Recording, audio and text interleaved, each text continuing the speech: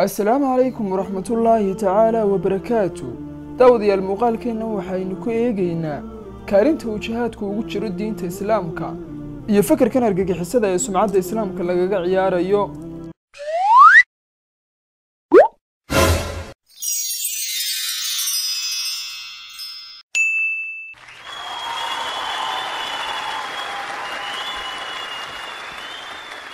وجهرين جهاد مركل يلاهدو مid kasta oo inaga mid ah waxa niyadiisa ku soo dhacaya qarax iyo dhiig dad cibka sariina oo la daadinayo iyo muslimiin doonaya inay xukunka qabsadaan oo qori caaradii ku raadinaya sida awgeed waxa uu noqday jihaadkii mid ka mid ah arrimaha la isku dhaleeceeyo ee la isku dacaayadeeyo oo haddii ay astaamaha diimeed ka muuqdaan dardar iyo fircoonina laga arko oo laga dareemo waxa lagu oranayaa bal hanagu qarxin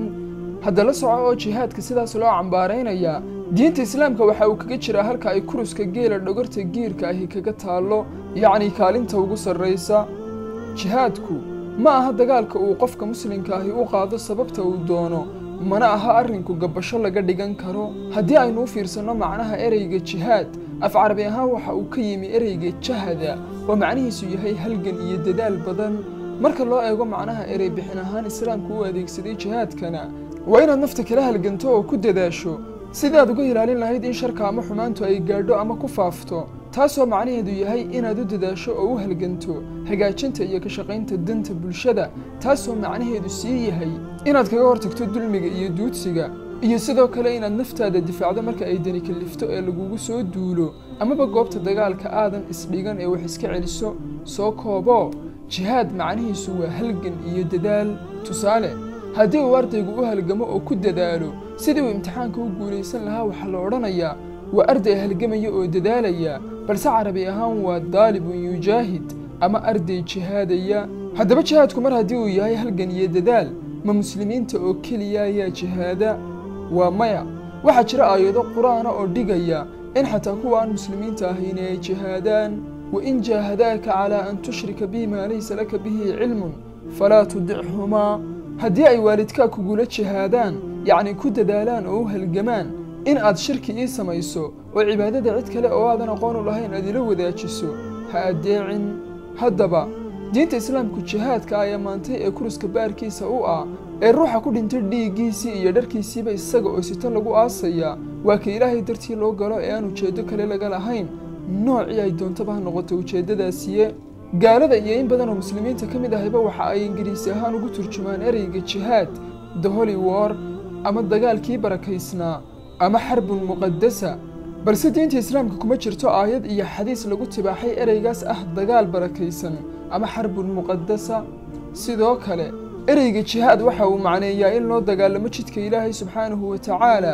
balse dagaalkaas ayaa noocyo badan hal mid oo ka mida jihaadiyadaasina waa in aad dagaalanto adiga oo difaacaya dalka iyo dadka iyo diinta se ilaahay dartii ay kaa tahay ee aadan ujeeddo kale ka lahayn 13 sano ee uu nebigu sallallahu calayhi wasallam maka ku noolaa qur-aanka makiga ah ee ku soo degayey waxaa ku jiray aayado tibaaxaya jihaad balse 13 sano maalinna nebigu ma uu dagaalamin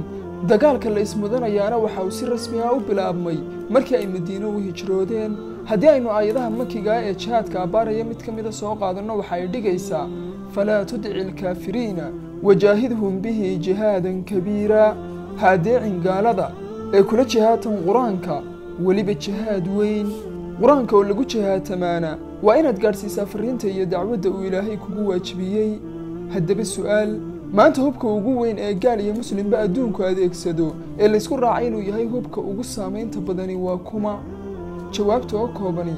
waa saxaafadda ama warbaahinta taas macnaheedu waa saxaafadda ayaa loo adeegsaday tashuushadaynta sumcadda islaamka meel walbana waxaa lala taagan yahay argagixiso ilaa ay soo baxday maahmaah markii ay gaaladu u fiirsadeen ay u maleeyeen inay u hiilinayso muslimiinta oo leh all muslims are not terrorists but all terrorists are muslims muslimiinta oo dhammi maaha argagixiso balse argagixisada oo dhammi waa muslimiin haddaba waxa aan aaminsanahay oo dhammaantiin aynu wada dareemi karnaa haddii iyada oo diyaarado lagugula dagaalamayo aad magaalada dayr qalcad ah ku soo wareejiso oo tidhaahdo duulaankaas ayaan iskaga difaacayaa sidii qarniyadii hore inaad noqonayso kumaadaysi uu adduunku ku xaraabaysto oo riwaayad iyo madadaalo lagaa dhiganayo waayo diyaaraddu shakaaro sheynaysa ayaa kula dagaalamaysa adiguna deyr qalcad oo ayaad isku soo wareejinaysaa taa waxa la mid ah muslimiinta hubkii ugu casrisanaa lagu soo weeraray ee la yidhi waa argagixiso ee garan waayay hubkiisa iskaga difaaca oo warbaahinta adeegsada caalamkana tusa shacabaan hub la ordayn inaad tihiin ee inta ay filinkii laga mitlay ee adduunka loo muujiyey isku saxeen qoryaha aakayaasha iyo dhowrka maagasiin la yaacay ee duurka la galay waxaynu leenahay wax fahma dhammaan dadka muslimiinta ee dalalkoodii lagu soo duulay kadibna hubka boobay ee dagaal isbiday ee dhanna dalkoodii laga biliqaystay dhanna dadkoodii laga gumaaday marka adduunka loo bandhigayana danaha dalkaas muslimka laga leeyahay loogu gabaday argagixiso ayaa joogta oo aanu la dagaalamaynaa balse haddii aanay argagixisadaasi joogi lahayn marmarsiyo ay ku maraateeyaan oo dalka ku sii biliqaystaan ma ay heleen sidaa awgeed way ku qasbanaan lahaayeen inay ka baxaan ruuxa muslimka ee qoriga sita ee dagaalamayow waynu ka dherigsannahay haddaynu nahay Soomaali oo 12 qarni oo xidhiidha ayaynu dagaal ku soo jirnay haddii uu degaan ciidan soo galana sagal la'aan inaanu kaga baxayn waynu ognahay haddaba ciidankaasi xabadda uu ridaya qofka ay ku dhacaysaa waa walaalka oo muslina oo aan waxba galabsan geedka ay ku dhacayso ee jarayso ama uu kaarihiisu jiidayo ama baaruudda urteedu ay qalajinaysaa waa kii xoolahaaga lafdhabarta ku ahi ay daaqi lahaayeen dhismaha ay daloolinayso ama duminayso xabaddaasi waa dhismihii magaaladaada ee marka loo muujinayo caalamka bilicdiisa ay kamaradu qaban lahayd gabadha la kufsanayo ee bikronimadeeda iyo sharafteeda lagu dheelayo ee garacyada lagu reebaya waa gabadhaadii waa walaasha waa eedada waa habaryarta waana hooyada adigaagan dhimanaya waxaad dhabarka ku sidaa jiilka dhismaha dalkan ka dhaxli lahaa oo aad la gudgalaysaa marka aad adigu xogtaada inta ku dhaafto cadawga kula dagaalamaya waxa uu ku keenay askariguna waa looma ooyaan oo inuu halkan ku dhinto oo adisho waa loo qorsheeyay haddii uu isagu ka dhinto dawladdiisana ciil uma qabto waa weynkii isaga soo diray ee ka dambeeyeyna dalkaagii ayay biliqaysanayaan intaas oo xaaladood adiga oo ka dherigsan ayaa dabin laguu sii dhigay ku dhacaysaa haddana si aad intaaba u weydana waxa aad ku adkaysanaysaa waan dagaalamayaa walaalkayga muslimka ahow miyaanu nabigeenu sallallahu alayhi wasallam ku odhan asxaabtiisii uu duulaanka u diray markii uu la sii dardaarmayay hadilina baadari kaniisad ku cibaadaysanaya hadilina qof duqa oo gaboobay hadilina dumar hadilina caruur hajarina geed haduminina dhisme adiga oo intaas oo dardaaran haysta ilaa sunnihii nabigeena ayaynu raacaynaaye miyaadan ogeyn qaruxu marka uu firdho ee qarxo in aanu gabadh iyo ilmo iyo oday iyo miskiin iyo geed iyo dhisme midna dhaafayn ee intaba dhulka la simayo xaggee ayuu kaa dhaafay dardaarankaasi walaalkayga muslimka ahow ma og tahay dagaalka kugu qaatay inaad ehelkaagii ka go'do naftaadana aadan ku xisaabtamin dalkaagiina la biliqaysto caarkaagiina la kufsado ubadkaagii waxbarasho seegaan iyo inta aynu arrin soo tibaaxnayba inay kaaga filan tahay kaamiradan yar ee meel walba taalla ma og tahay inay kaaga filan tahay inaad dadweynaha u bandhigto inaad iska dhigtaan hubkii dalkiinana dhowranaysaan sidaasna aanay ku jiri doonin cid ku marmarsoota dalka argagixiso ayaanu kula dagaalamaynaa miyaanu damiirkaaga dhibayn ninka afrikaanka dulliga ahaa ee lahaa ma doonayo inay dagaalada ummadda Soomaaliyeed dhammaadaan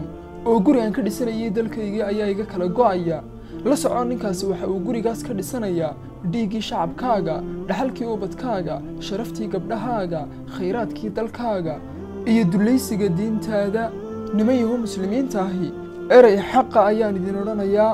wardagaalka ummadda Soomaaliyeed aafeeyay ee 28 sano dib u dhigay waxayna kaga filan kaamirada yar ee meel walba taalo oo aynu adeegsano iyo saxaafadda oo aynu dhex galno oo muujino inaanay dalkeena argagixiso joogin balse intaynu inagu dagaalamayno ee duurka ku jirno ee wax dilayno iyaguna way dagaalamayaan oo magaalooyinka ayay inoogu jirayaan dalkeenana way biliqaysanayaan dumarkeenana way kufsanayaan oo wacala meedhan ayay inagu reebayaan diinteenana sumcadda ayay kaga ciyaarayaan oo kumanaan qof oo markii wanaageeda arkeen damac ka galay inay soo galaan ayaa marka la yiraahdo waa dad dagaalamo oo argagixiso aad dib u joogsanaya dhankaasi waa dhanka jihaadka dhanka argagixisada iyo ereygan xataa warbaahinta Soomaaliyeed ay ku wardiyayso haddii aynu eegno waa erey bixin ka timid dhanka reer galbeedka hadba cidda danahooda xunxun ka soo horjeesata ayay ku ladhaan oo ku ganaan taariikhda ayaana tusaalayaal mugle inaga siinaysa sayid maxamed cabdulla xasan iyo ciidankiisii daraawiish ummadeena Soomaaliyeedna inkasta oo aynu ku kala aragti duwaneen xoogaa haddana waxaynu arkaynay geesi ka dhiidhiyay cadawga dhulkiisa haysta halka ay gumaystayaashiina ugu yeedhi jireen argagixiye iyo maar muulla waayihii uu Mareykanku xorriyadda ka qaadanayay Ingiriiska George Washington waxa uu ahaa argagixiyaha koobaad ee caalamka isaga oo isla isagii ah ficilkii uu sameynayay ee ahaa inuu Ingiriiska la dagaalamana aan bedelin ayuu haddana ahaa wadaniga koobaad ee Mareykanka ilaa ay ka dhigteen madaxweyne. waxaan ku soo koobaynaa Nelson Mandela markii uu gumaysiga Koonfur Afrika ka hor yimi waxa ay ku magacaabeen argagixiyaha koobaad balse gumaysiga dibadii waxa uu helay abaalmarinta nabadda ee Nobel Peace Prize. waa isla Mandela ficiladuna waa isla ficiladii ahaa gumaysi diidka haddana marna waxa uu noqday argagixiyaha koobaad marna abaalmarinta nabadda ayuu ku helay. marka argagixiso waa ciyaar lagu dheelayo garaadka caalamka oo cidii la nacsiinayo adduun weynaha loogu yeedho ee waxaan ka rajaynaynaa warbaahinta Soomaaliyeed inaanay adeegsan ereyga argagixiso. wassalaamu calaykum.